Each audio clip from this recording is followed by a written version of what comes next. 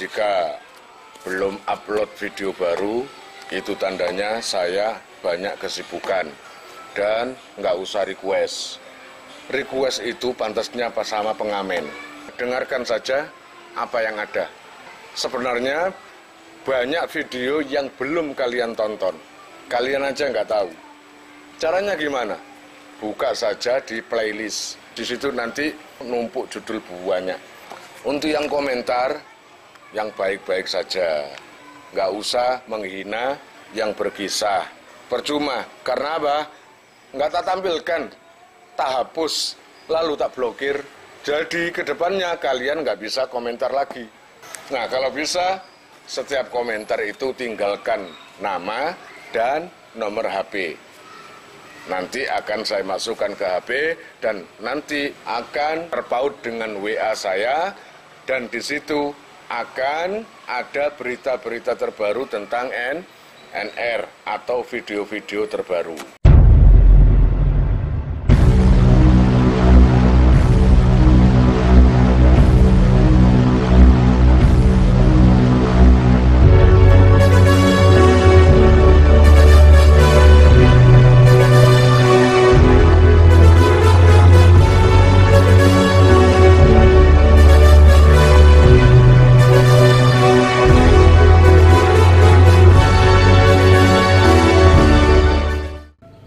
Kali ini saya berupaya untuk berkisah tentang salah satu macannya Tanah Jawa, yaitu bernama Mbah Yai Marzuki Dahlan, salah satu pengasuh sepuh Pondok Pesantren Lirboyo Kediri.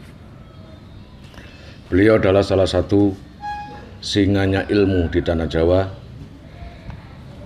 Di samping ada Kiai Makhrus, kemudian mertuanya yaitu Kiai Abdul Karim Lirboyo, Kiai Ma'ruf Kedunglo, yaitu tadi Kiai Jazil Ploso Mojo Kediri, Kiai Zainuddin, dan banyak lagi singa-singa ilmunya Allah yang ada di Tanah Jawa ini, yang patut kita ambil barokah dan kemanfaatannya dari ilmunya dan akhlaknya. Lewat lantaran tangan-tangan beliau terciptalah para kiai-kiai mumpuni yang ada sekarang ini. Bismillahirrahmanirrahim. Saya mulai kisah ini dari orang tuanya dulu. Beliau adalah putra daripada Mbah Nyai Artimah. Mbah Nyai Artimah ini adalah seorang perempuan dari Banjar Melati. Kalau nggak salah, beliau ini putri daripada Kiai Soleh Banjar Melati. Kemudian dinikahkan dengan Kiai Dahlan Jampes. Nyai Artimah ini mungkin sejarah hidupnya itu ada sesuatu yang agak kelam dikit. Yang namanya perempuan, kalau rumah tangga itu tidak utuh, pasti itu namanya kelam. Tapi kita nggak tahu hikmah dari semua itu. Kenyataannya Nyai Artimah ini dianugerahi seorang anak, seorang putra yang nantinya menjadi salah satu tonggak ilmu, macannya ilmu di Tanah Jawa ini, di bumi Jawa ini, yaitu Kiai Marzuki atau Romo Kiai Marzuki Dahlan. Kiai Dahlan dengan Nyai Artimah ini, salah satu daripada putra-putranya adalah Kiai Ihsan Jampes, pengarang daripada kitab Sirajut Thalibin yang sangat fenomenal itu dan menjadi rujukan dari ulama-ulama sedunia. Lalu beliau punya putra lagi namanya Kiai Marzuki. Katakanlah ini sekarang masih kecil, namanya Marzuki. Setelah Bu Nyai Artimah tadi dicerai oleh suaminya Kiai Dahlan, beliau pulang ke rumah ayahnya di Banjar Melati, Kediri. Tidak semua perkara yang tidak mengenakkan itu selalu berkisah tentang gak enak. Pasti ada sesuatu hikmah yang terkandung di peristiwa itu. Saya nggak mau tahu urusan itu, karena itu urusan keluarga dan membawa hikmah yang baik. Agak lama, Bu Nyai Artimah itu ternyata mengandung, hamil, yang nanti calon putranya itu adalah Mbah Yai Marzuki ini. Mohon maaf kalau memang kisah ini ada keliru atau salah, saya mohon dimaafkan, karena cuma ini pengetahuan saya.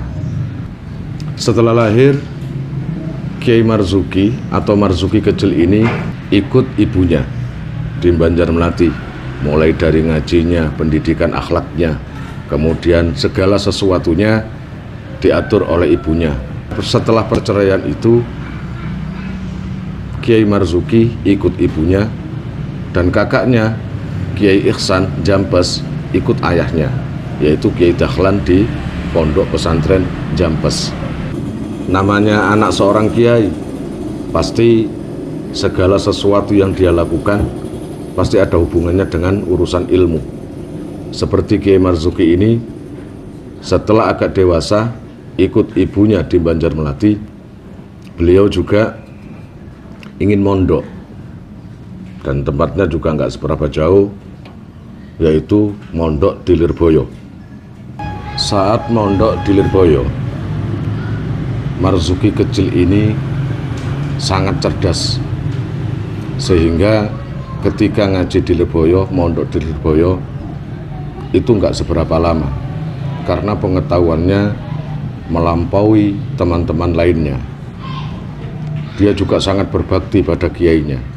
Waktu itu diasuh oleh Kiai Abdul Karim, muassis Pondok Lirboyo Kediri atau pendiri Pondok Lirboyo Kediri. Kita tahu kisah daripada Kiai Abdul Karim itu seperti apa. Coba cari video di sini di NROK, kisah tentang Mbah Manap atau Kiai Abdul Karim, perjalanan biografi mulai kecil sampai beliau mendirikan pesantren Lirboyo ini. Sangat luar biasa kisahnya dan sangat menginspirasi buat para santri dan para orang yang mencari barokah dan mencari ilmu. Coba dibuka dan ditonton. Jadi sebelum mondok di Lirboyo, jadi ketika ikut ibunya, Kiai Marzuki ini, walaupun dengan ibunya sudah bercerai, tapi yang namanya Marzuki ini ngajinya di ayahnya sendiri, yaitu Mbah Yai Dahlan Jampes. Mbah Yai Dahlan ini sangat telaten mendidik putranya ini dalam hal ilmu nahwu, dalam hal ilmu sorofnya, dalam hal ilmu tafsirnya, dalam ilmu apanya. Pokoknya sebelum ngaji di mana-mana, Kiai Marzuki ini ngaji dulu ke ayahnya, yaitu Kiai Dahlan. Kiai Dahlan di daerah Jampes. Setelah dirasa cukup ngaji di ayahnya, kalau cukup sih nggak ada istilah cukup itu, maka beliau diarahkan oleh Kiai Dahlan ayahnya untuk mondok di Lirboyo. Karena Kiai Dahlan dengan Kiai Abdul Karim dan Kiai Soleh Banjarmelati itu sangat akrab. Lalu berangkatlah Marzuki kecil ini mondok di Lirboyo. Ya seperti halnya santri biasa, ketika di pondok Lirboyo, yang namanya Marzuki kecil ini tidak menyia-nyiakan apa yang sudah diinginkan dari dulu, yaitu mondok. Jadi beliau di pondok itu sangat tekun sekali, belajarnya juga sangat tekun. Ketika teman-teman bermain atau tidur, beliau sendiri yang memang sejak itu sangat tekun sekali beliau belajar. Makanya jangan heran nanti ke depannya yang namanya Marzuki ini bisa melampaui ilmunya terhadap teman-temannya, di luar dugaan semuanya. Makanya beliau pamit untuk meneruskan ngaji di tempat lain. Kemudian diiringi oleh orang tuanya, diiringi oleh Kiai Abdul Karim. Beliau akhirnya mondok meneruskan dari Lirboyo tadi ngaji di Tebu Ireng yang waktu itu diasuh oleh Romo Kiai Hasyim Asy'ari atau Hadratus Syekh Hasyim Asy'ari, yaitu santrinya Syekhona Khalil Bangkalan. Di sana nggak seberapa lama juga mondok di Tebu Ireng, dan itu pun membuat kagum Hadratus Syekh Kiai Hasyim Asy'ari karena begitu cerdasnya Kiai Marzuki itu di dalam bidang ilmu apapun. Lalu saya singkat kisahnya ini. Lalu beliau ingin melanjutkan lagi di pondok lain dengan pamit kepada Kiai Hasyim Asy'ari, dan beliau pun mengizini, kasih izin. Beliau mondok lagi meneruskan perjalanan mencari ilmu menuju ke Mojosari. Kita tahu pondok Mojosari diasuh oleh Romo Kiai Zainuddin, yang mana Romo Kiai Zainuddin itu adalah termasuk sesepuhnya Kiai Tanah Jawa. Santri-santri beliau, santri-santri Romo Kiai Zainuddin Jazuli, Romo Kiai Zainuddin Mojosari ini banyak yang menjadi kiai-kiai besar nantinya, termasuk Romo Kiai Jazuli Ploso Mojo Kediri, itu santri daripada Kiai Zainuddin Mojosari. Kemudian termasuk Romo Kiai Muhajir juga santri daripada Romo Kiai Zainuddin Mojosari. Jadi belum nama-nama lain kiai-kiai besar yang santri Kiai Zainuddin itu. Nah, dari situlah yang namanya Kiai Marzuki ingin meneguk kebarokahan, ingin mendapat kebarokahan, dan akhirnya mondok di sana, di Mojosari. Semua tahu bahwa Mojosari itu ahli ilmu alat. Kiai Zainuddin itu sangat luar biasa dalam hal mendidik santri-santrinya ilmu alat, yaitu ilmu nahwu sorofnya, sangat luar biasa. Dan Kiai Zainuddin itu kiai yang sangat sabar sekali dalam hal mendidik santri-santrinya. Dirasa cukup, saya singkat lagi, dirasa cukup mondok di Mojosari. Akhirnya beliau berpamitan untuk melanjutkan ke tempat lain agar semakin banyak barokah yang dia dapat. Ini seorang Kiai Marzuki yang hidupnya memang hanya haus kebarokahan Kiai Sepuh.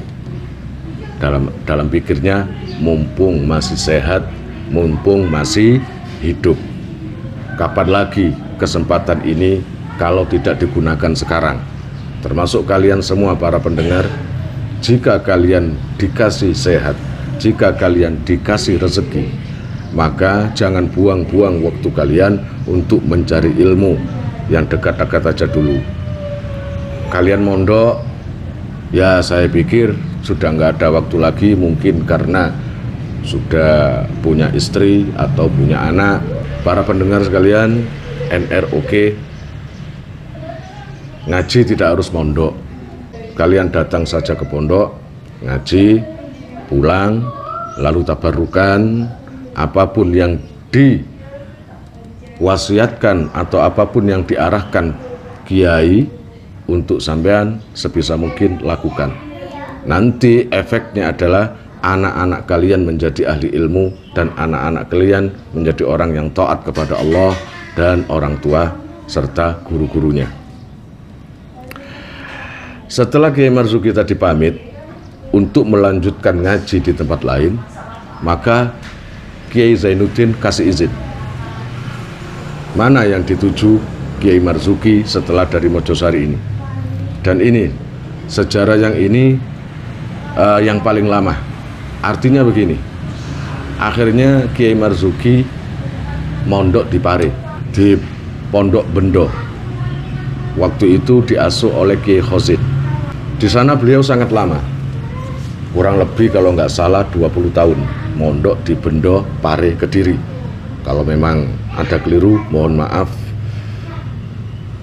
Bukan karena apa, bukan karena ngarang, tapi ini yang saya ketahui sejarahnya. Dan saya yakin bisa saja apa yang saya kisahkan ini tidak sesuai dengan kisah-kisah atau versi-versi lainnya.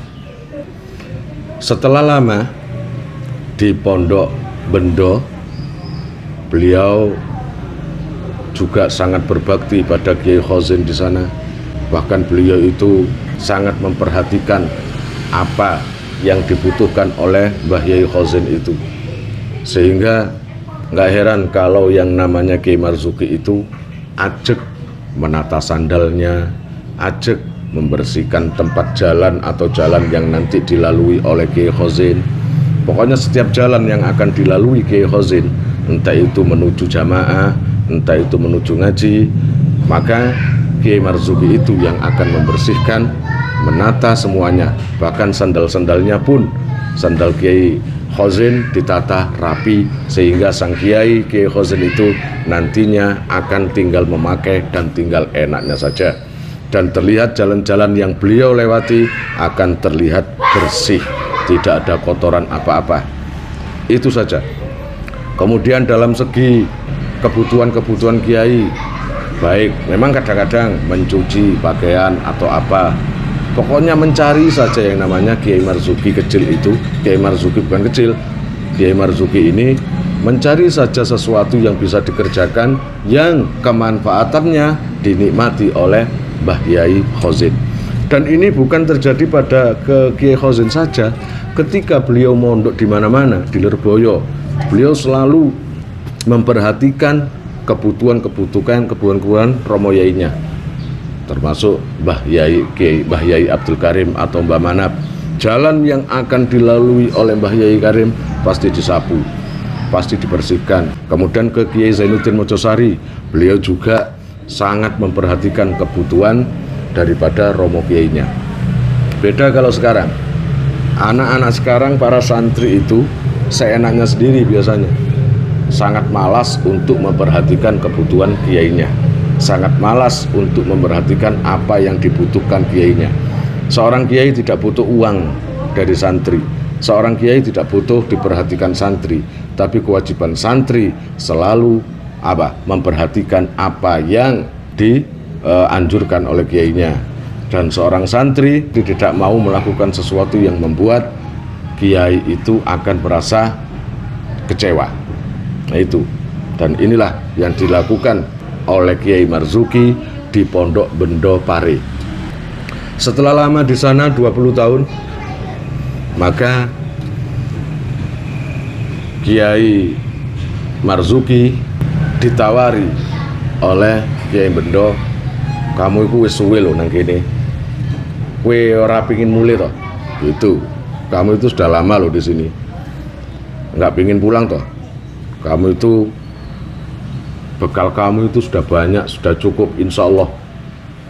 Insya Allah, udah, kamu nggak apa-apa pulang.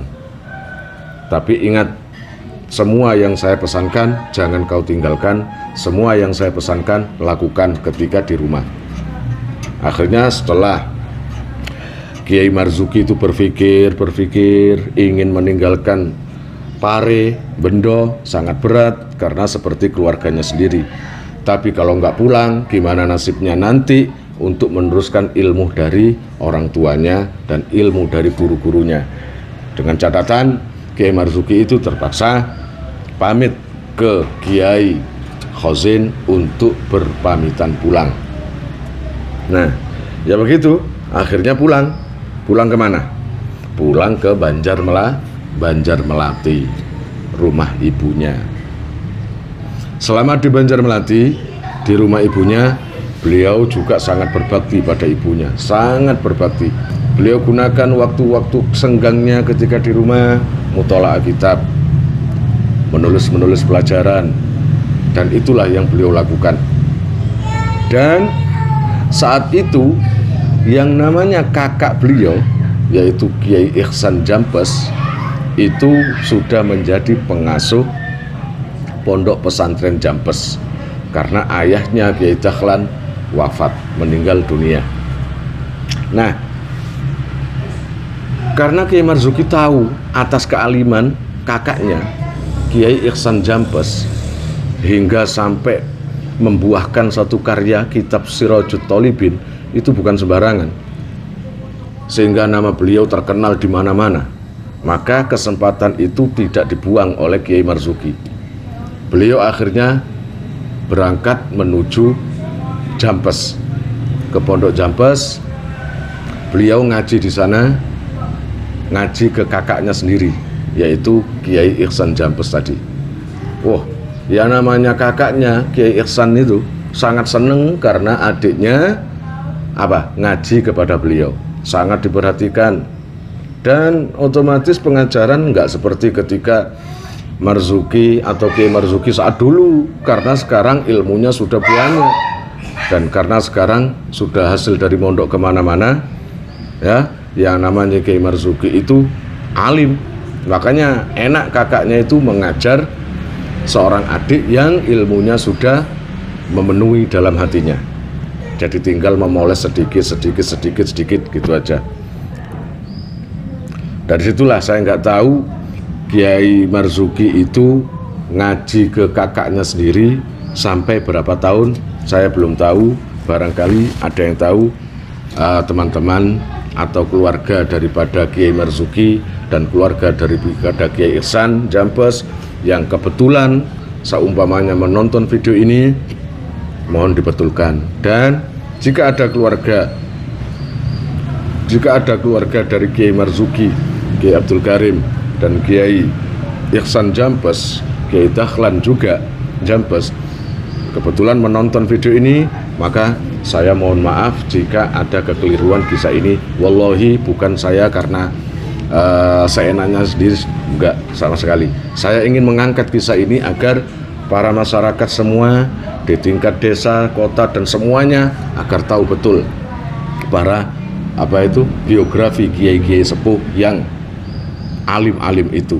Semoga para pendengar ini bisa ketularan atau mendapat kebarokahan yang akhirnya sampean semua seneng ngaji dan sampean semua menitipkan anaknya di Pondok Lirboyo atau Pondok Jampes atau Pondok Banjarmelati dan pondok-pondok lainnya. Insya Allah semuanya itu barokah semuanya, dan insya Allah sampean akan dapat barokahnya.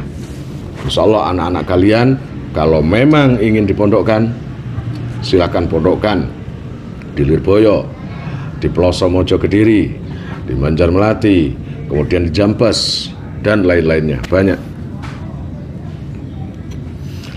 Saya nggak tahu, saya ulangi lagi, saya nggak tahu berapa lama ketika Kiai Marzuki itu ngaji di kakaknya sendiri, yaitu Kiai Ihsan Jampes. Setelah selesai baru kembali lagi ke Banjarmelati Kiai Marzuki itu.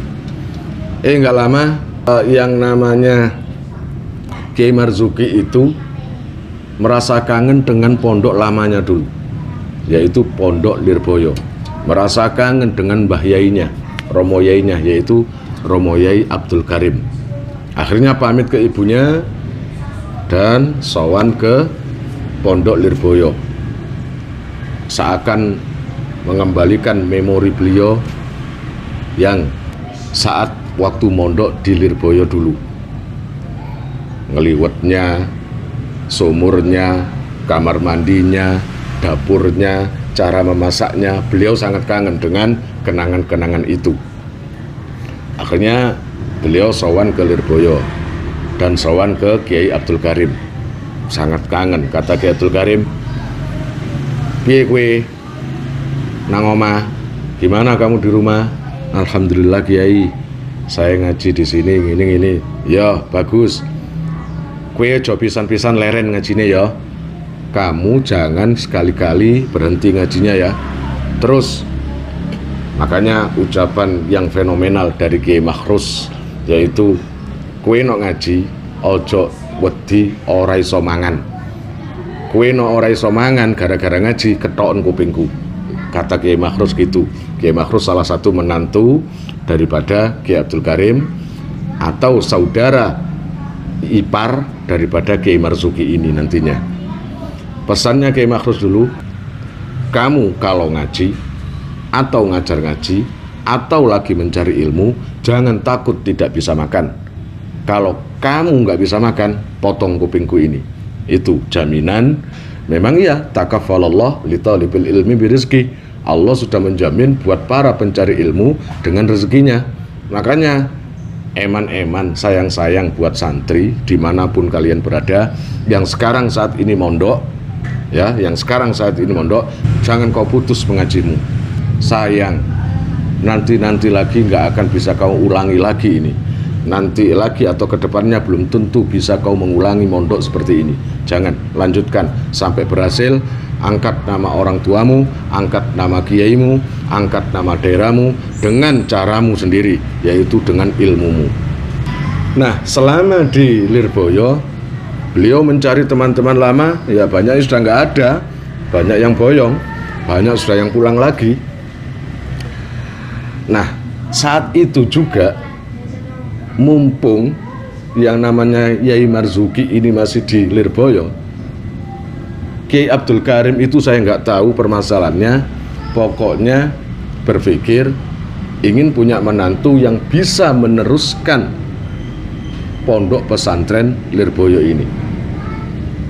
Akhirnya dipikir, diangan dengan musyawarah sama istrinya Kiai Abdul Karim itu, yaitu kalau nggak salah Nyai Domroh, itu Nyai Domroh, itu juga putri daripada Kiai Banjar Melati, Kiai Soleh Banjar Melati. Artinya Nyai Domroh dengan ibunya Kiai Marzuki itu apa istilahnya?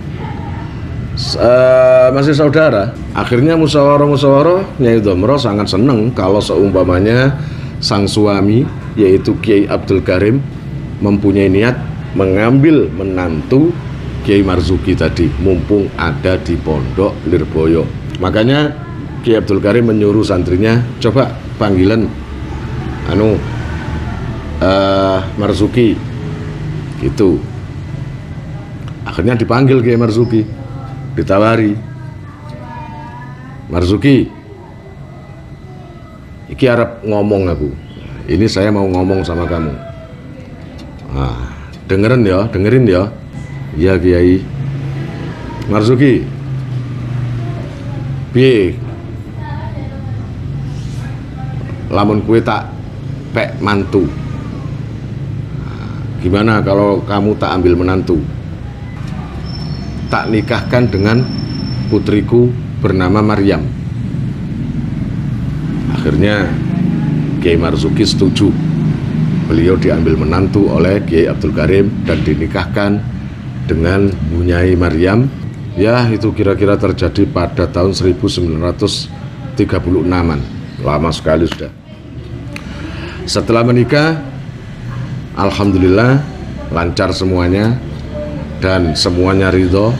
Kiai Marzuki juga ridho, Mbah Nyai Maryam juga ridho untuk disandingkan dengan Kiai Marzuki tadi. Setelah dinikahkan, Kiai Marzuki itu wirawiri, aslinya artinya riwariwi itu ya kadang tetap di Lirboyo, kadang di Banjar Melati untuk menjenguk ibunya. Dan lama-lama yang namanya Kiai Marzuki itu menetap di Lirboyo untuk membantu semua kegiatan-kegiatan mertuanya dalam hal pengurusan pondok atau mengasuh pondok. Ya karena Kiai Marzuki itu seorang menjadi menantu seorang yang sangat tekun, sangat disiplin, sangat istiqomah, yaitu Kiai Abdul Karim itu, maka otomatis yang namanya Kiai Marzuki itu tidak bisa sembrono. Dan beliau mengamalkan atau meniru apa yang sudah dilakukan oleh mertuanya, yaitu Kiai Abdul Karim tadi. Jadi anti malas yang namanya Kiai Marzuki itu, nggak pernah libur ketika mengajar ngaji. Walaupun beliau sakit, beliau bersusah payah datang ke tempat pengajian untuk terus mengajar santri-santrinya, membantu mertuanya.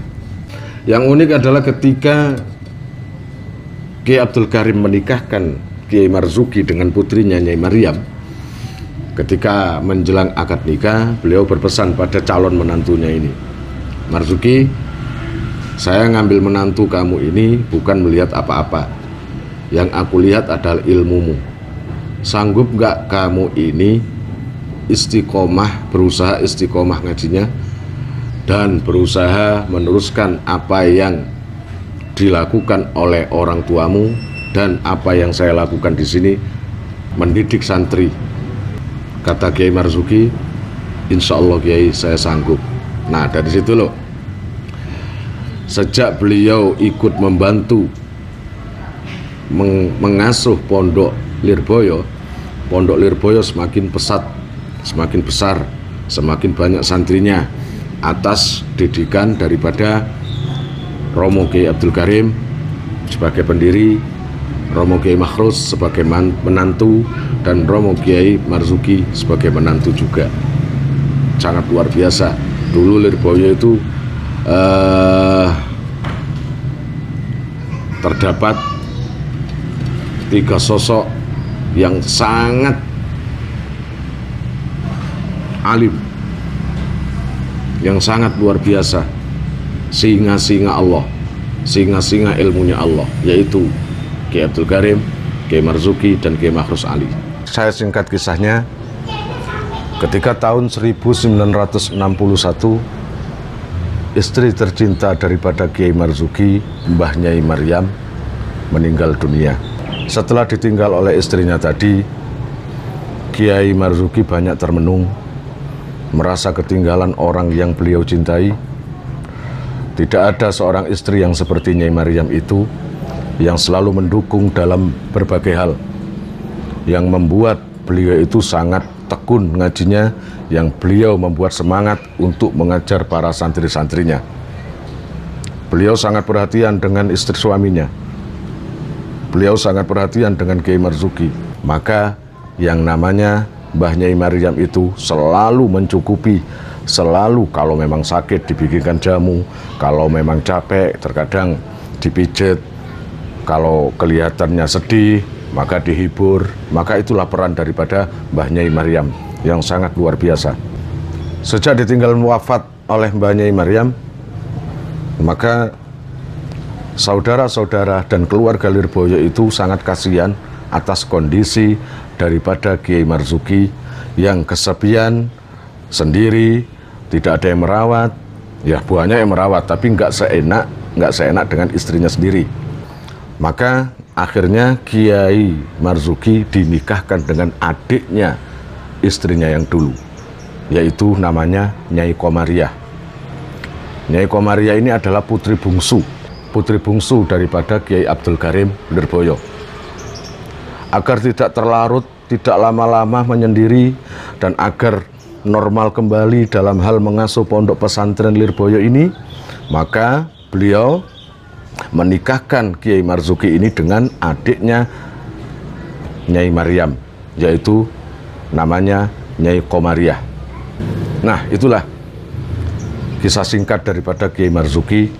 Setelah dinikahkan dengan Nyai Komariah, maka kehidupannya normal kembali dalam hal pengajaran ilmunya dan dalam hal perawatan pondok pesantren atau pengasuhan pondok pesantren Lirboyo, berdua dengan yang namanya Kiai Makhrus Ali, maksudnya itu berdua sangat gigih, sangat luar biasa, hingga menjadi pondok pesantren menjadi semakin besar dan semakin ramai santrinya.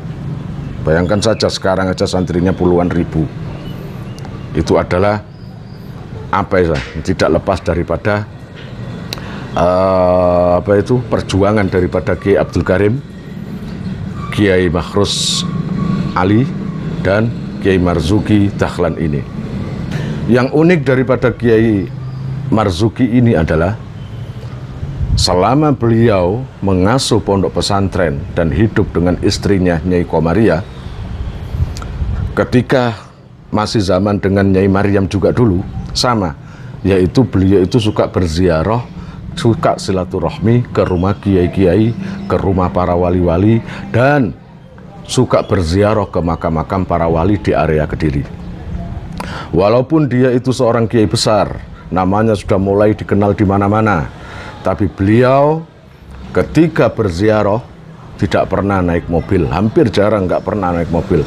Beliau cuma memakai sepeda ontel atau sepeda pancal untuk mengelilingi daerah Kediri dan sowan ke rumah kiai-kiai yang masih hidup, yang alim-alim, dan sowan ke makbaroh atau kuburan atau makam-makam para wali yang ada di daerah Kediri. Beliau suka berziarah, makanya Itu yang harus kita tiru.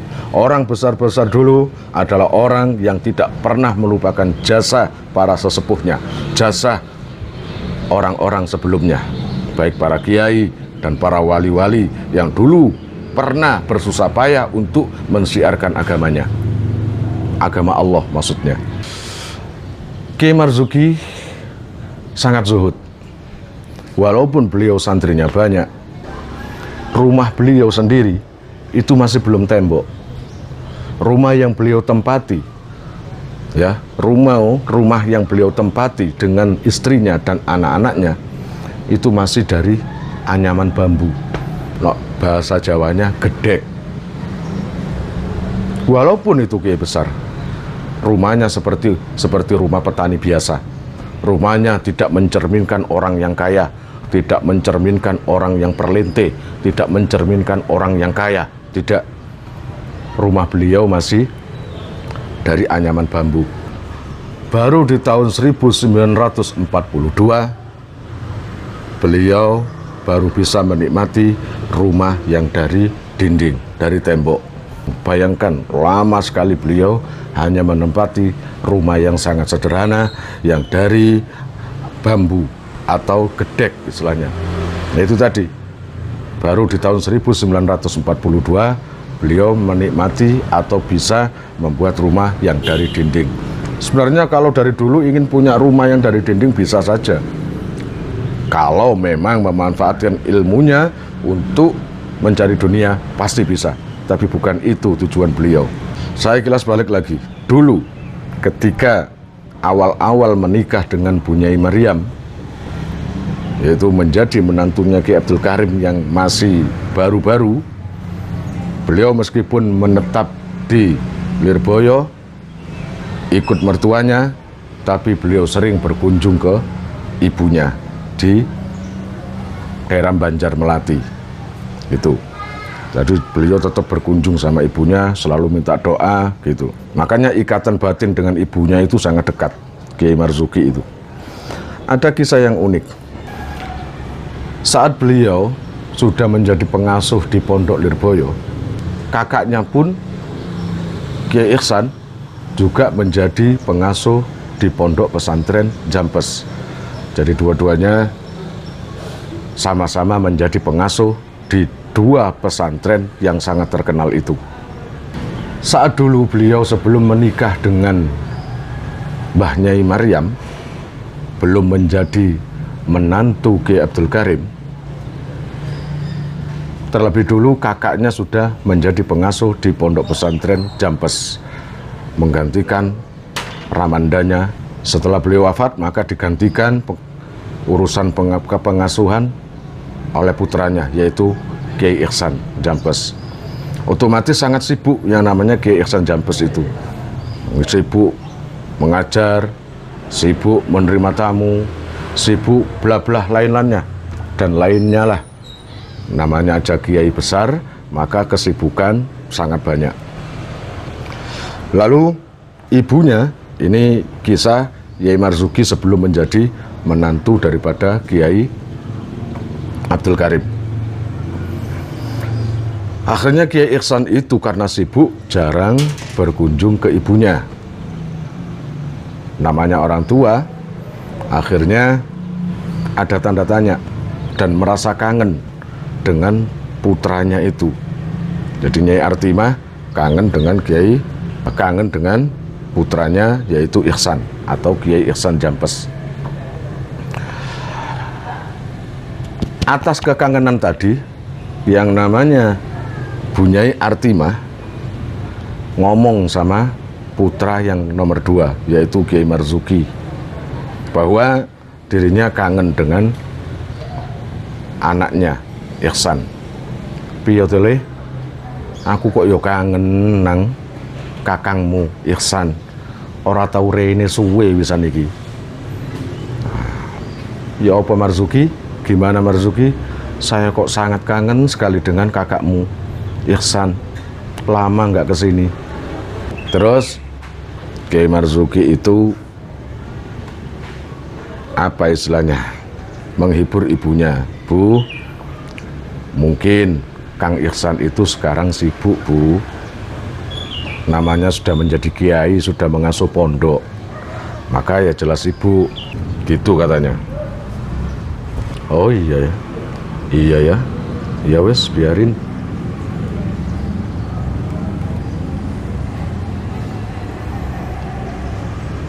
Akhirnya besoknya lagi, namanya orang tua kalau sudah kangen dengan anak, ya terus ngomong terus ibunya.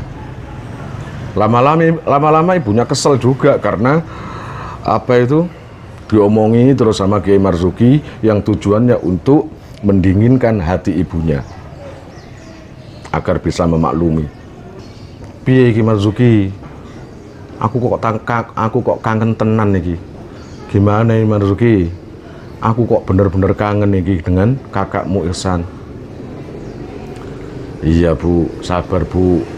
Beliau itu kakang sekarang sudah menjadi pengasuh Bu. Sudahlah, saya yakin beliau itu lagi ngajar, lagi banyak tamu, lagi banyak urusan. Insya Allah nanti pasti datang ke sini Bu. Nggak mungkin lah kakang itu nggak ke sini. Terus marah ibunya itu. Le, dengerin ya. Sebesar apapun kakakmu, walaupun menjadi kiai yang sangat besar dan seluruh dunia ini menjadi santrinya, tetap dia itu keluar dari rahimku. Dia tidak keluar dari batu, dia tidak keluar dari pohon, tapi dari rahimku. Aku yang mendidik, aku yang merawat. Gitu. Melihat ibunya yang mulai agak bernafsu itu tadi, agak marah, segera Kiai Marzuki ketika ibunya istirahat, ya Bu, pamit sama ibunya. Bu, saya pamit, coba tah saya nanti ke rumah Kang Ihsan, tak ajak ke sini nanti. Kata ibunya, ya terserah lah leh. Gitu, ya terserah. Pergi ke Melaten, pergi ke Jampes dengan naik sepeda pancal, sepeda ontel, ngontel dia sendirian menuju ke pondok pesantren Jampes. Akhirnya bertemu dengan kakangnya, yaitu Kiai Ihsan. Setelah ramah tamah, bertemu dengan keluarga, bertemu dengan saudara, makan-makan, minum dan semuanya, pokoknya Kiai Ihsan itu sangat perhatian dengan adiknya. Dengan adiknya sangat perhatian. Akhirnya Kiai Marzuki itu mencurahkan kekangenan ibundanya kepada kakangnya. Gini loh Kang, saya kesini ini menyampaikan unek-unek ibu terhadap sampean. Kenapa Dek? Sampean kok lama nggak ke rumah? Lah itulah Dek, saya itu sebenarnya pingin ke rumah, tapi urusan ngaji, urusan tamu ada saja, jadi nggak bisa menyempatkan. Saya itu sebenarnya sudah saya rencanakan dalam waktu dekat-dekat ini mau ke sana, mau sowan. Kenapa Dek dengan ibu? Kata Kiai Ihsan. Kemarin itu Kang, ibu sampai menangis karena terlalu kangen dengan sampean. Saya nggak bisa bilang apa-apa Kang. Saya sudah bilang kalau sampean sibuk, sudah bilang. Tapi yang namanya ibu agak marah, bilang sama Ihsan, walaupun jadi kiai besar seluruh dunia menjadi santrinya, tetap dia keluar dari rahimku. Tetap aku ini ibundanya. Sebenarnya nggak salah sih, ibu kangen juga nggak salah, dan Kiai Ihsan juga, siapa sih yang mau sibuk terus? Karena itu amanah dari ayahnya sendiri, yaitu mengasuh pondok pesantren Jampes itu tadi. Itu ibu sampai menangis Kang. Ibu menangis, kata Kiai Ihsan. Ya Allah, ibu sampai nangis. Gitu kata Kiai Ihsan. Langsung tanpa pikir panjang, pengurus pondok dipanggil. Untuk hari ini, hari besok, entah berapa hari, liburkan semua. Seluruh kegiatanku batalkan semua. Seluruh pengajaranku atau waktu aku ngajar, liburkan semua. Semua tamu yang ada janjian, batalkan semuanya. Pokoknya semua kegiatan hari ini dan hari besok atau berapa hari saya nggak tahu, diliburkan. Gitu. Akhirnya Kiai Marzuki pulang. Kiai Marzuki pulang ke Banjarmelati. Nggak lama disusul Kiai Ihsan juga pergi ke Banjarmelati untuk menemui ibunya. Beliau naik kendaraan seperti biasa. Ketika kendaraan yang ditunggang, yang dinaiki oleh Kiai Ihsan sudah dekat dengan daerahnya, yaitu Banjarmelati, ketika sampai di perempatan daerah Bandar, itu kira-kira kurang satu setengah sampai 2 kiloan dari perapatan itu, perapatan Bandar ke rumah beliau, yaitu tempat ibunya. Maka beliau turun, Kiai Ihsan turun. Sudah Pak, sampai sini aja. Enggak terus ta? Sampai ke rumah sampean? Enggak. Itu kata Kiai Ihsan, sampean terus saja. Akhirnya Kiai Ihsan Jambes tadi turun dari kendaraan. Lalu dia jalan kaki menuju, demi hormat kepada ibunya, beliau jalan kaki menuju rumahnya untuk menemui ibunya. Agak lama jalan, lalu mau masuk gang yang lumayan agak jauh, beliau berjalan dengan memakai dengkulnya. Artinya jalannya seperti jalan di keraton itu. Seperti di keraton, dengan memakai dengkul itu, dengan memakai dengkul ini, ya, dengan memakai dengkul ini. Jadi ini dipakai untuk menjadi kakinya. Dari mulai gang, masuk gang sampai menuju rumahnya, berjalan dengan memakai dengkul ini. Seperti yang ada di keraton-keraton itu adalah penghormatan seorang Kiai Ihsan kepada ibundanya. Dia jalan terus dengan dengkulnya, dengan apa istilahnya, mata kakinya atau apa itu, dengkul atau mata kakinya, berjalan dengan itu tadi menuju ke rumah ibunya. Setelah di depan pintu, beliau nggak berani berdiri, beliau duduk, beliau nggak berani meluk salam atau apa, dia diam saja menunggu ibunya keluar atau menunggu seseorang yang melihat dirinya. Dia diam saja di situ. Lalu Kiai Marzuki bilang, "Loh, Kang," nah, ketahuan oleh Kiai Marzuki, "Kang, sudah lama?" "Enggak." "Bu, ini loh Kang Ihsan datang." "Ah, mana Le? Sini Le, masuk Le," kata ibunya. Langsung Kiai Ihsan dengan berjalan pakai apa itu? Pakai ini juga mendekati ibunya, dan beliau sungkem, beliau menangis dan berpelukan dengan ibunya. Itulah contoh yang terbaik yang dicontohkan oleh orang-orang yang utama, yaitu Kiai Ihsan, yang harusnya kita tiru seperti itu.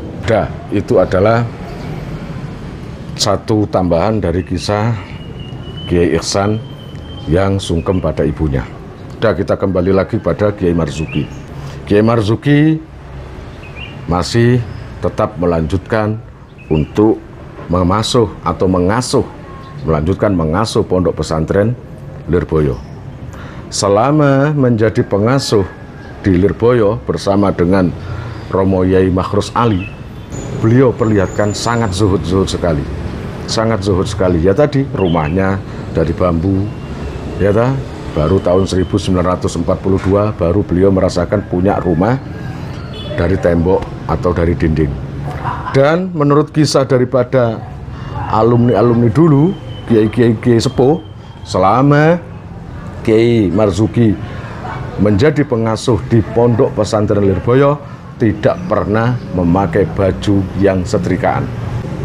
Jadi kelihatannya kayak lusuh gitu, kayak lusuh, dan bajunya tetap nggak ganti-ganti seperti kiai-kiai zaman sekarang ini kan, baju banyak, sembarang banyak. Ini Kiai Marzuki ini nggak pernah berganti, malah sering-seringnya itu pakai kaos kutang itu, kaos yang putih, lalu baju putih, itu saja. Orang nggak nyangka kalau beliau itu nggak punya baju.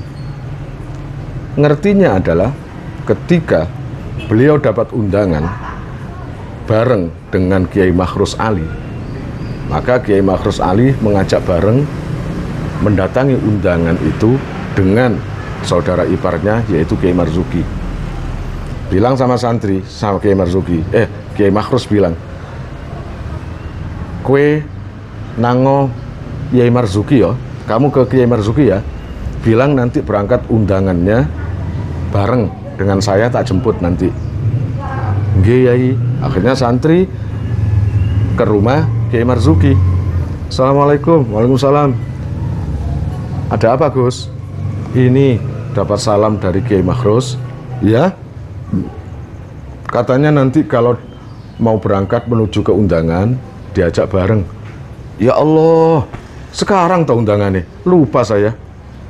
Gitu, lupa saya. Iya. Akhirnya lama sekali. Tunggu ya. Kiai Makhrus dengan memakai mobil lama datang menuju rumahnya Kiai Marzuki untuk menjemput Kiai Marzuki berangkat bareng. Ketika Kiai Makhrus sampai di rumah Kiai Marzuki, ternyata Kiai Marzuki lagi ngipasi baju karena bajunya tadi masih belum kering yang habis dicuci. Ngipasi baju, nunggu kering. Kiai Makhrus menunggu di dalam mobil, kok tumben agak lama. Akhirnya keluar Kiai Marzuki dengan memakai baju yang lusuh gitu, kelihatannya habis dicuci, belum seberapa kering, terus pakai. Kiai Makhrus juga heran, udah tak Kang? Berangkat ah? Iya monggo, berangkat. Akhirnya berangkat. Setelah berangkat, selesai undangan pulang. Lalu setelah Kiai Marzuki masuk ke rumah, di mobil itu tinggal Kiai Makhrus dan sopir serta santrinya. Tanya Kiai Makhrus itu, pripun toh Kiai Marzuki ini ada apa kok bajunya tadi kelihatannya masih agak basah? Apa nggak ada pakaian lagi apa? Kata santri tadi bilang, Yai, ngapunten, ketika saya jemput tadi, yang namanya Kiai Marzuki itu sedang mengipasi baju. Baju apa? Ya baju yang habis dicuci itu. Loh, emang baju lainnya kemana? Kata santri itu, kalau saya tanya-tanya ke santri-santrinya, katanya beliau itu cuma memiliki 2 baju atau nggak punya baju, jarang punya baju. Makanya kalau mau kemana-mana, nunggu baju itu kering baru dipakai. Langsung, makanya nggak heran kalau Kiai Marzuki itu selalu pakai kaos putih, tangan pendek. Ya memang itu yang dia miliki, baju nggak ada, sudah cuma 1, kalau najis dicuci, nunggu kering. Anda mengatakan punya 2 baju, pokoknya tidak mencerminkan satu kiai yang tercukupi, itu enggak, zuhudnya luar biasa. Akhirnya mendengar keterangan itu, Kiai Makhrus menangis. Kiai Makhrus Ali menangis atas kezuhudan Kiai Marzuki itu tadi. Namanya aja saudara ipar yang berjuang bareng mengasuh pondok pesantren Lirboyo, kok masih ada kiai yang zuhudnya seperti itu. Iya tak Kang? Iya Kiai. Kang, nanti maghrib para pengurus-pengurus pondok, ini Kiai Makhrus langsung mendadak membuat panggilan. Sebagian pengurus pondok panggil, suruh kumpul, suruh datang ke rumahku. Kaget ya namanya santri, ada apa Kiai ini kok tiba-tiba memanggil para santri-santri untuk bertemu atau berkumpul di rumah Kiai Makhrus. Akhirnya habis maghrib, semua pengurus datang ke rumah Kiai Makhrus. Kiai Makhrus agak jengkel dan agak marah. Kang, kalian semua tak panggil ke sini, mestinya harus ngerti. Saya tadi mengajak kiai kalian. Pokoknya marah sambil menceritakan tentang hal atau kejadian terhadap Kiai Marzuki tadi yang nggak ada baju. Ini gimana Kang ceritanya? Sampean sebagai santri mestinya memperhatikan kebutuhan kiai. Kata santri, sudah Kiai, ditawari apapun oleh kiai, oleh santri nggak mau. Beliau itu memang seperti itu. Setiap hari beliau itu memakai kaos pendek karena bajunya nanti dipakai untuk sholat. nggak berani dipakai untuk nganggur-nganggur gitu. Nah, ya sudah Kang, mulai sekarang urus semua kebutuhan kiaimu, urus semua kebutuhan Kiai Marzuki. Dari situlah, sejak itulah santri-santri semakin tambah memperhatikan kebutuhan Kiai Marzuki. Tapi namanya Kiai Marzuki ya gitu, diperhatikan seperti apapun ya seperti itu. Memang orangnya itu zuhud, hatinya itu tidak bergantung pada duniawi gitu loh. Hatinya itu bisa ngajar ngaji, bisa beribadah, itu sudah puas buat dirinya, bukan urusan duniawi itu. Ingat, kiai di beliau itu kiai besar. Kalau menginginkan sesuatu tidak sulit buat beliau.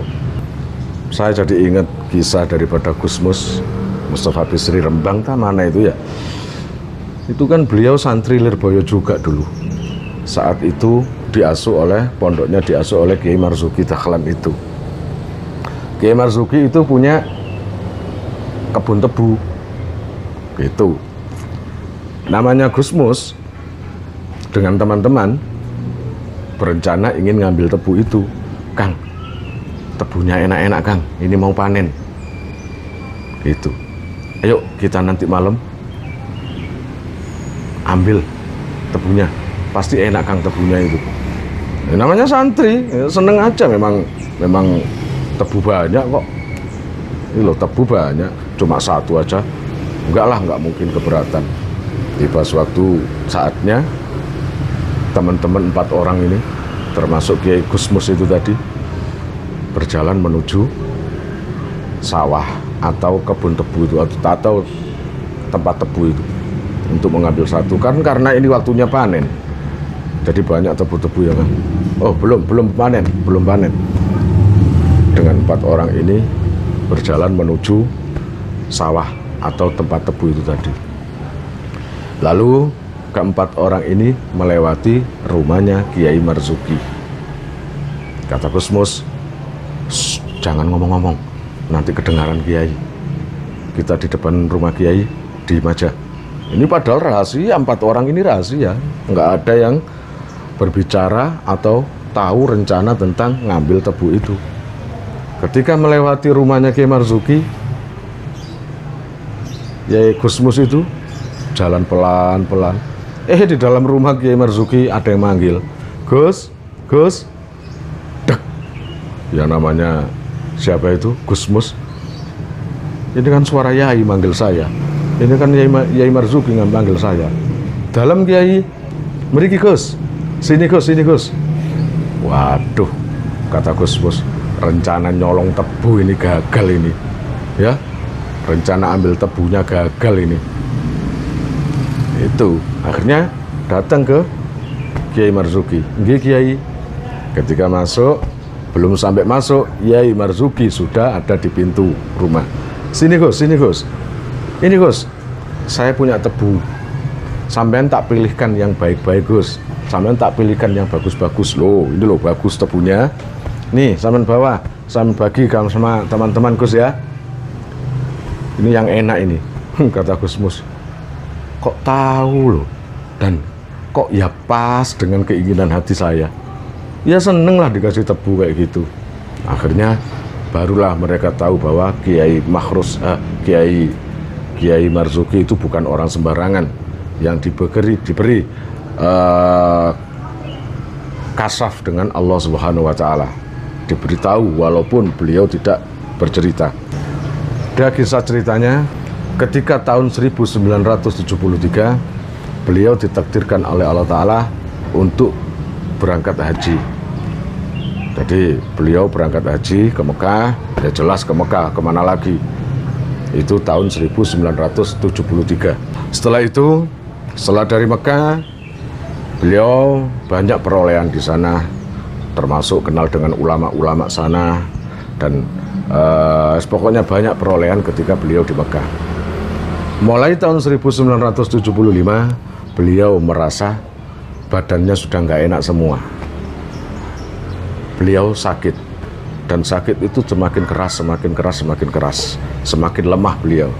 Hingga akhirnya beliau dibawa ke rumah sakit Bayangkara. Di sana nggak lama, 2 minggu beliau di sana. Karena selama di Bayangkara, di rumah sakit Bayangkara itu tidak ada hasilnya, sakitnya juga semakin parah, maka Kiai Marzuki minta diizinkan untuk pulang ke tempatnya. Akhirnya atas musyawarah semuanya, Kiai Marzuki dibawa pulang ke Lirboyo. Nah, tepat tanggal 18 November 1975, Kiai Marzuki Dahlan dipanggil oleh Allah Subhanahu wa Ta'ala, meninggal dunia, wafat. Sontak semua kaget semua atas kewafatan daripada Kiai Marzuki tersebut.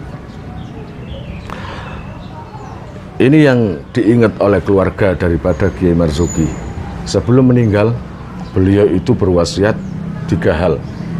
Yang pertama adalah beliau berwasiat pada putra-putrinya agar tata tertib yang ada di Pondok Lirboyo harus tetap dijalankan, tidak boleh gugur, tidak boleh dihapus, tidak boleh dihilangkan. Itu sepeninggal aku nanti, tata tertib yang sudah disusun oleh sebelumnya, oleh sesepuh sebelumnya harus tetap dijalankan. Itu pertama. Pesan yang kedua, anak-anak yang mondok di Lirboyo ini, saya berpesan pada kalian harus giat semuanya. Kalau ada orang yang malas, gimana caranya kalian sebagai pendidik, sebagai pengasuh untuk membuat mereka menjadi semangat lagi untuk mengaji. Jangan sampai ada santri yang menetap di Lirboyo hanya sia-sia saja. Gitu. Harus. Itu tugas para pengasuh, tugas para pendidik, tugas para gurunya agar membuat sesuatu yang membuat santri itu tidak malas. Dan yang 3, beliau itu sebenarnya nggak pesan yang, ya ini bukan wasiat sebenarnya yang 3 ini. Yang 3 itu beliau cuma bilang gini, aku ini paling gak seneng ono bocah santri sing tengah-tengah ngaji kok leren gara-gara cubo, kok leren gara-gara musibah, kok leren gara-gara kerja. Iku ora seneng. Bakal jadi opo bakal bocah koyo ngono kuwi. Iku nok bahasa Jawanya, bahasa Indonesianya. Saya ini, makanya saya pesen peraturan harus dijalankan, kemudian harus anak-anak santri harus semangat giat. Kenapa saya pesan gitu? Karena saya ini paling nggak suka dengan orang yang di tengah-tengah mencari ilmu, di tengah-tengah ngaji, lalu terputus gara-gara ada musibah, terputus gara-gara ada sesuatu yang dibilang cobaan atau apa, atau terputus gara-gara ekonomi, atau terputus gara-gara bekerja. Kalau mencari ilmu, fokuskan mencari ilmu. Urusan rezeki nanti ke depannya Allah yang akan menjamin. Insya Allah, kalau sudah ilmu yang dia cari, semua akan dapat. Dah, usahakan santri-santri Lirboyo seperti itu. Ingat para santri Lirboyo, para alumni-alumni Lirboyo, ini harus kalian dengarkan. Ini adalah pesan daripada Mbah Yai sampean, Mbah Yai atau Mbah Romo Yai Panjenengan. Sampean harus seperti itu. Kalau punya anak, jangan kau ambil anakmu, anak kalian ketika mondok gara-gara ekonomi atau gara-gara disuruh bekerja, disuruh kuliah, disuruh sekolah. Jangan, biarkan sampai selesai dulu mereka atau anak-anak kalian atau siapa yang mondok. Itu pesan daripada Mbah Yai Marzuki, Mbah Yai sampean sendiri. Ada yang unik dari kisah beliau. Sebelum beliau itu wafat kurang 40 hari, beliau kedatangan tamu. Tamu itu nyentrik sekali. Nyentrik itu dalam artian pakaiannya sangat pelente, kemudian wajahnya tidak seperti orang Jawa, seperti orang Cina, bersih kayak orang kaya gitu. Lama sekali tamu itu ngobrol dengan Kiai Marzuki. Makanya Kiai Makhrus heran, tumben Kiai Marzuki ini kok sama tamu agak lama. Tamunya perlente lagi. Itu Kiai Makhrus bilang gitu dalam hatinya. Ketika tamu itu pulang, herannya lagi yang namanya Kiai Marzuki itu ikut keluar, ikut mengantarkan tamu yang perlente seperti Cina itu sampai keluar rumah. Dan ketika bersalaman, yang dilihat oleh Kiai Makhrus ini sangat heran. Yang dilihat oleh orang lain dan Kiai Makhrus melihat tamu itu bersalaman dengan Kiai Marzuki, dan Kiai Marzuki mencium tangan orang Cina itu tadi, mencium tangan tamu yang seperti Cina itu tadi. Makanya bikin penasaran sama Kiai Makhrus. Ketika tamunya sudah pulang, Kiai Makhrus langsung datang ke rumah Kiai Marzuki. Gitu. Kiai, tumben sampean tadi sama tamu kok perhatian banget. Sampean juga tadi nganter keluar, dan saya heran lagi Kiai, sampean kok ketika bersalaman kok mencium tangan tamu itu, padahal orang itu kayak Cina kelihatannya. Siapa itu Kiai? Kata Kiai Marzuki, oh tamu itu tadi itu Nabi Khidir. Subhanallah. Iya Kak Kiai? Iya, itu Nabi Khidir. Beliau bilang bahwa 40 hari lagi saya wafat, 40 hari lagi saya akan menghadap Allah, gitu katanya. Dan kata Kiai Makhrus, pas persis 40 hari memang Kiai Marzuki diambil. Kiai Marzuki wafat di tanggal 18 November 1975. Itu pas dengan apa yang dikatakan Nabi Khidir yang bertamu ke Kiai Marzuki itu tadi. Dan itulah kisah daripada Kiai Marzuki yang sangat luar biasa, menginspirasi kita jangan putus asa, menjadi orang yang tidak bergantung dengan duniawi, yang menjadi orang walaupun tercukupi, walaupun menjadi orang besar, tapi bukan itu intinya. Ya, hanya minta ridho Allah, menjadi orang yang zuhud, tidak bergantung pada duniawi. Perlu diketahui, beliau itu menikah 2 kali. Yang pertama dengan Bu Nyai Maryam, putri daripada Kiai Abdul Karim. Dengan pernikahan yang pertama dengan Nyai Maryam ini membuahkan putra-putri banyak. Yang pertama Ruqayyah, Bu Nyai Ruqayyah. Yang kedua putra, yaitu Kiai Ahmad Idris Marzuki, yang terkenal dengan Mbah Yai Idris itu. Lalu berikutnya Nyai Salimah, lalu Nyai Muslihah, lalu berikutnya lagi Nyai Husnul Khotimah, lalu laki-laki Kiai Muhammad Thohir, lalu perempuan lagi Nyai Malihah, lalu laki-laki disusul laki-laki namanya Bahrul Ulum, dan yang terakhir yaitu Kiai Akhlis, yang sudah namanya tersohor. Siapa itu Gus Akhlis? Gus Akhlis adalah Gusmi-nya zaman sekarang ini. Jadi makanya keramatnya Gus Akhlis sangat luar biasa, hampir menyerupai dengan Gusmi. Kalau Romo Kiai Jazuli Utsman bin Sahal di Ploso Mojo Kediri punya Gusmi, maka Kiai Marzuki Dahlan punya Gus Akhlis yang karomahnya sangat luar biasa, unik, sering jadab atau majdzub. Kalau ingin sowan, monggo silakan ke Gus Akhlis. Keunikan daripada Gus Akhlis ini adalah beliau tidak tahu ibunya dari kecil. Karena setelah Gus Akhlis terlahirkan, ibundanya yaitu Nyai Maryam wafat. Gitu loh. Jadi derita ibu ditaruh derajatnya di anak yang terakhir laki-laki ini, yaitu Gus Akhlis. Makanya menjadi orang yang derajat, orang yang khariqul adah. Kemudian dari istri yang kedua yaitu Nyai Komariah, itu punya putra satu yaitu Kiai Hasim, yang mana wafat sejak kecil. Dan itulah kisah lengkapnya, bukan lengkap sih, cuma cuplikan-cuplikan saja. Karena kalau menelusuri kisah Kiai Marzuki ini nggak akan habis, kalau beberapa jam nggak akan habis. Karena banyak kesibukan saya ini, maka saya cukupkan sekian dulu. Untuk pesan sama kalian, inilah proses daripada pembikinan video-video yang sebenarnya capek juga capek, ya tapi nggak apa-apa, demi untuk saya menyuguhkan pada kalian kisah-kisah para kiai-kiai yang ada di bumi Jawa ini, agar kalian barokah. Semoga kalian semua barokah, manfaat barokah dari kiai-kiai sepuh-sepuh tadi. Wallahu alam bishawab. Kalian jika mau nomor HP kalian tak simpan di memori HP saya, SMS aja ke nomor saya dengan mengetik nama, asal, itu aja. Nanti saya save. Lalu nanti akan terhubung ke WA saya. Insya Allah akan ada pemberitahuan, perkembangan tentang NR atau ada video baru atau apa. Biasanya saya umumkan di status WhatsApp ya. Buat para donatur, saya sangat terima kasih. Insya Allah barokahnya, manfaatnya akan sampai pada kalian dan menjadi jariah nanti. Dan akan lestari terus sampai kalian meninggal itu nanti. Jangan khawatir, nama kalian tidak akan saya lupakan. Betapa hati